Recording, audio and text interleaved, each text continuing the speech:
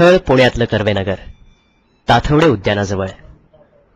नेमकं सांगायचं तर रुक्मिणी पॅलेस या इमारतीच्या आवारात. तिथे एक नाट्य शिगेला पोहोचलं होतं.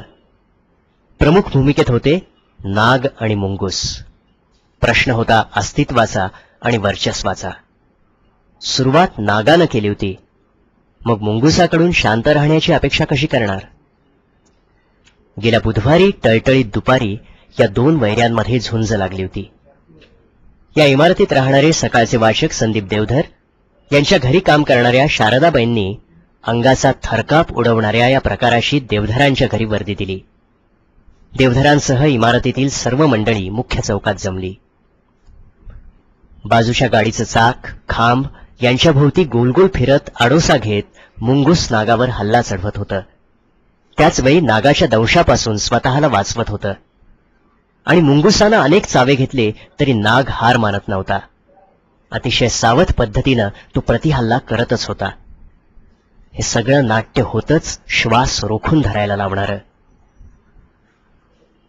या घटनेचं चित्रीकरण करणारे देवधर सांगतात, डिस्कव्हरीवर बघायला सगळं ठीक असतं, पण इथे आमच्या डोळ्यां देखत घडत होतं. पण मग मी चित्रीकरण करायला सुरुवात केली. तुल्यबळ प्रतिस्पर्ध्यांची ही झुंज तब्बल 1.5 तास सुरू होती. या संघर्षाचं चित्रीकरण देवधर यांनी आपल्या कॅमेऱ्यात बंदिस्त करून सकाळकडे दिलं. आता सर्वात महत्वाचा प्रश्न, ही झुंज निर्णायक ठरली किंवा नाही हा. मुंगुसानं नागाच्या अंगावर चढून त्याच्या शेपटीचे चावे घेऊन बेजार केलं होतं. शेवटी प्रतिस्पर्धी प्रतिहल्ला करण्याच्या परिस्थितीतही उरला नाही, तेव्हा मुंगूस शांतपणे मार्गस्थ झालं होतं. आता उरला होता तो सर्पराज कोब्रा. मुंगुसाबरोबरच्या लढाईत हार मानावी लागलेला जखमी नाग या इमारतीच्या कोपऱ्यात चुपचाप बसला होता. पण तरीही तो अतिशय सावध होता.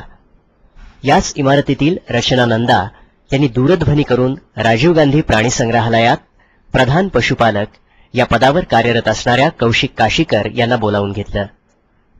काशीकर यांनी या नागाला एका पोत्यात भरून त्याच्यावर उपचार करण्यासाठी त्याला आपल्या बरोबर नेलं.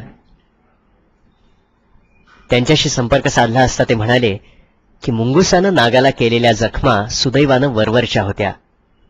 नागावर योग्य ते उपचार करून त्याला कात्रज सिंहगडच्या जंगलात सोडलं आहे.